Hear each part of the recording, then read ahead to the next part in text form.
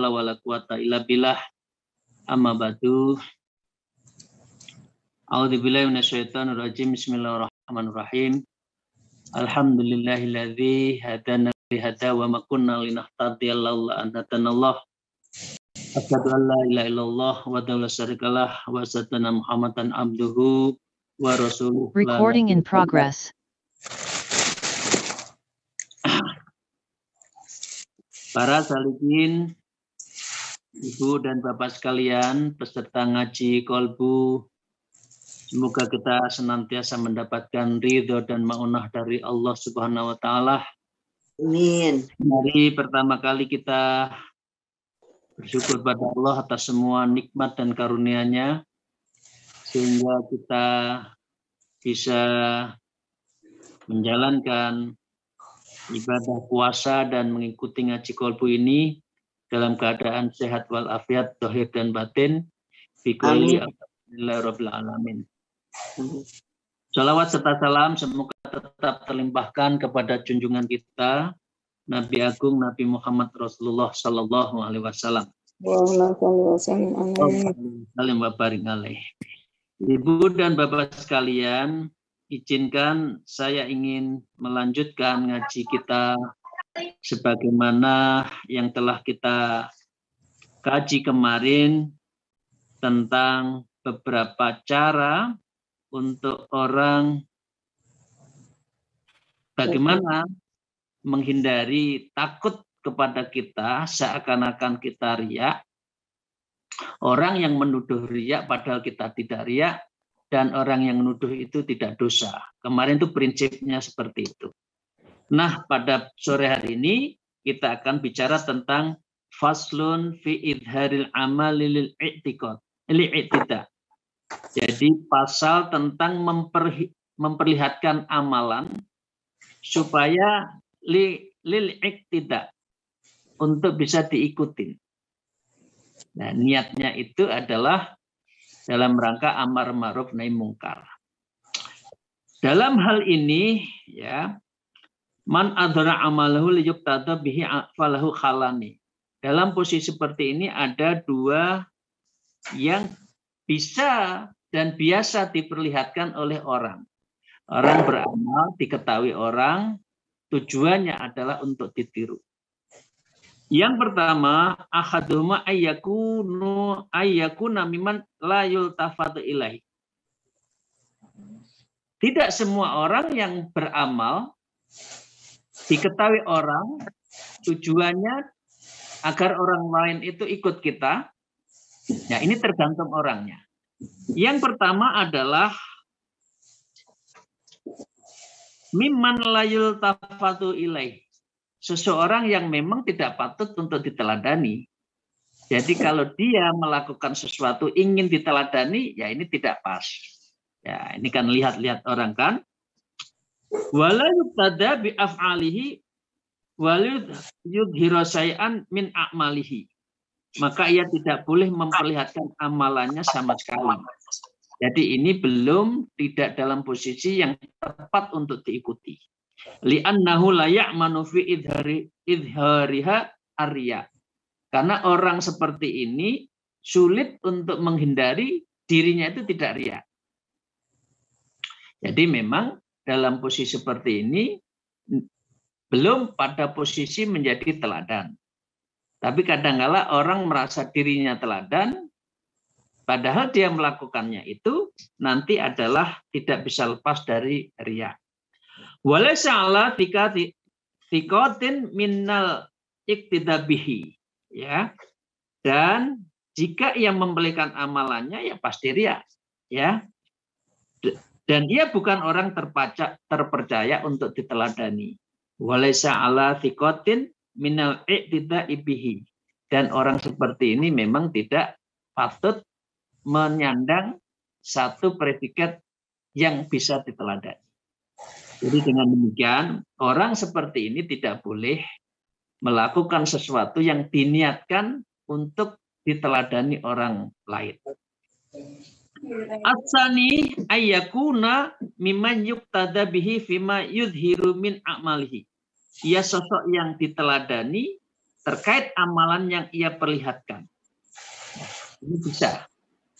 Artinya seseorang yang memang memenuhi dirinya itu untuk bisa menjadi contoh, amalannya itu bisa jadi teladan. Kal jihadi wa amina minarya. Seperti halnya contohnya adalah di dalam jihad, ya, artinya berjuang di jalan Allah, wa amina, orang itu bisa dipercaya, minarya, dari riya. Jadi orang ini memang tidak ada unsur riya. Apa yang dipercaya, fa'adhara min amali taqaddama ilal aduwi. Jadi keberanian dia di dalam aksinya menghadapi musuh bisa diteladani. Jadi orangnya tidak pengecut, berani untuk menghadapi musuh. Ya. Wasdubuta fi nahrihi, begitu juga dia teguh, ya, di dalam menghadapi musuh. Wasobri idzan hazaman nas ala mukafatil utuwin, dan dia itu adalah sabar, ulet ketika perang melawan orang-orang yang musuhnya Islam kira-kira zaman itu. Nah, orang seperti ini bisa diteladani sebagai seseorang yang memang mempunyai kualitas untuk diteladani. Karena apa? Karena dia itu adalah terbebas dari riya. Dia itu wa amina minarya. Jadi dia terbebas dari riya, berjuangnya, berperangnya itu memang semata-mata hanya untuk Allah. Fa inna aminarya falahu ajron. Nah, orang yang berperang di jalan Allah, contohnya jihad ini, ya, kemudian dia ikhlas, ajroni, dia akan mendapatkan dua pahala. Pahala pertama adalah wa ajrus sabubu ilal iktidai bihi. Jadi dia mendapatkan pahala karena diikutin. Kita diikuti karena baik, yang mengikuti, maka kita juga akan mendapatkan amalan serupa. Nah, ini kalau ikhlas. Yang kedua adalah beliau mendapat pahala dari jihad itu sendiri yang memang itu diperintahkan oleh Allah. Hal ini sesuai dengan hadis riwayat dan Muslim yang menyebutkan ad-dalla 'alal khairi kafa'ilihi. Itu seorang yang menunjukkan kebaikan, dia akan mendapatkan pahala seperti yang dilakukan atas yang melakukan dan teladan yang kita lakukan. Nah, syaratnya satu, ikhlas. Jadi kalau ditanya apakah memperlihatkan amalan supaya ditiru itu boleh atau tidak, jawabannya satu, tidak boleh kalau orang itu sulit untuk dirinya terhindar dari riya. Dan yang kedua, boleh dan itu baik kalau seseorang itu memang dikuatkan dalam mentalnya, psikologinya itu, dia melakukannya itu bukan untuk riya. Oke. Saya lanjutkan, wa qala al-mu'allif hadal kitab wa nabiyina bi ulmiha fid darain amin ya rabbal alamin. Wa kadzalika idharus shadaqati ma'al amni minarya. Demikian juga seseorang boleh memperlihatkan sedekahnya itu, tapi syaratnya amni minarya. Syaratnya adalah aman, terjaga dari riya. Idharuha lil iqtadi miman yuqtada bimisli afdalu minan ikhfa'iha. Seseorang yang sudah siap mentalnya memang mukhlisin, maka dia idharuha, memperlihatkan amalannya itu lebih utama dari min ikhfa'iha, dari menyembunyikan. Ya. Mengapa? Illa ayyata adzana akhdas shadaqati bi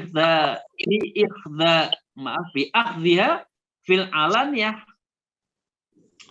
Ya, kecuali ya seseorang itu cara memberikan sedekahnya itu dengan menyakiti perasaan kepada yang disedekahi. Jadi misalkan kita memberi orang, kita ikhlas karena biasa membantu orang, tetapi cara menyampaikan kepada yang kita beri, yang kita bantu itu menyinggung perasaan. Sini, misalkan. Kamu kan udah lama nggak makan, ini saya kasih. Nah, itu adalah cara memberi yang tidak baik dan ini tidak boleh. Ya, jadi dengan demikian, kalau cara melakukannya tidak manusiawi di dalam membantu orang dalam sedekah, fayakunu ifa'uha aula, maka menyembunyikan amalannya itu lebih baik. Jadi jangan dia memberikan sesuatu diketahui oleh orang banyak, tapi dengan cara menyakitinya. Nah, diteruskan li'annal manna wal adza qad yahbatani ajrani sadaqah. Ya. Sebab menyebut sedekah dan menyakiti perasaan penerima sedekah dapat menghapus ajras sedekah. Jadi sedekahnya itu, sedekahnya itu tidak ada hasilnya. Jadi dengan demikian memberi orang, membantu orang itu dengan cara yang baik, tidak perlu dan tidak boleh untuk merendahkan martabat yang diberi, dan dilakukan dengan ikhlas. Kalau itu bisa dimiliki, cara memberikannya dengan baik, niatnya ikhlas, maka ini boleh untuk diketahui publik. Boleh diketahui publik, ya. Wala yukawi tasabbu ila iktidaihi. Ya. Jadi perihal dia memberikan tidak bisa disejajarkan dengan kata-katanya.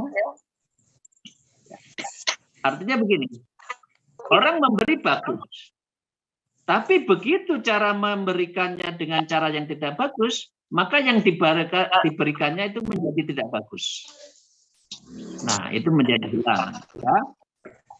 Ta'ridahu akhahul muslimin al-dhanni wal adza. Tidak boleh kita itu menyakiti sesama orang muslim, ya, di dalam hal tolong menolong. Itu ya Bapak Ibu sekalian ya. Ini contohnya, kuncinya dua aja. Boleh memberitahu di publish kalau niatnya ikhlas, dan cara memberikannya itu dengan cara yang bijak, bagus, manusiawi, dan menghormati kepada yang diberi. Oke. Nah, selanjutnya wa qala al-mu'allif fi hadzal kitab wa in askala alaihil amru fi dzalikal fa'yarid ikhfa wal idharu ala nafsi, ya, fa in jaza'at nafsu minal akhfa. Jika persoalannya askala itu muskil, ya, maka sebaiknya ia, ya, hadapkan pada dirinya terhadap pilihannya itu untuk memperlihatkan atau menyembunyikan. Nah, ini harus bertanya dulu. Misalkan ini gimana ya? Diketahui orang atau tidak? Nah, gitu. Kita tanya diri hati sendiri, kita itu terbebas dari riya atau tidak? Kita itu ikhlas atau tidak? Nah, dalam posisi seperti ini, kalau seseorang ragu apakah ikhlas atau tidak, maka dengan demikian wasaqqa 'alaiha fala yudhiruhu. Maka jika ia gelisah dan merasa terganggu, maka ia jangan memperlihatkan amalkan. Jadi kalau sudah ragu, wah saya ragu ini ikhlas tidak ya? Nanti diketahui orang banyak, nanti dipuji, nanti disanjung, dan nanti akan mendapatkan balasan. Nah, ini sebaiknya kalau sudah posisi seperti ini, maka urungkan saja. berarti hati kita belum siap untuk tolong menolong secara ikhlas. Jadi nggak usah diketahui. Lebih baik tetap amal, jangan diurungkan amalnya, tapi cara menyampaikannya itu dengan cara sembunyi saja. Dzalika id la ya'manu ala nafsi arya. Ya. Sebab jiwanya tidak aman dari sikap riya. Kalau sudah ragu itu berarti ada unsur sir di dalam hatinya, itu ada unsur riya. Dzalika id la ya'manu ala nafsi riya. Karena di dalam dirinya itu belum terbebaskan dari unsur riya, karena itu beramalnya sembunyi saja. Kira-kira gitu. Wa inna jaza'aha inna makana lifawatin ardiya minarya. Jika kegelisahannya itu muncul untuk hanya karena ia kehilangan tujuan yang ingin mendapatkan riya, berarti dia gelisah karena ingin riya. Ya, dia gelisah itu, galau itu karena ingin riya. Ya, la lifatil iktida, bukan karena untuk diikuti.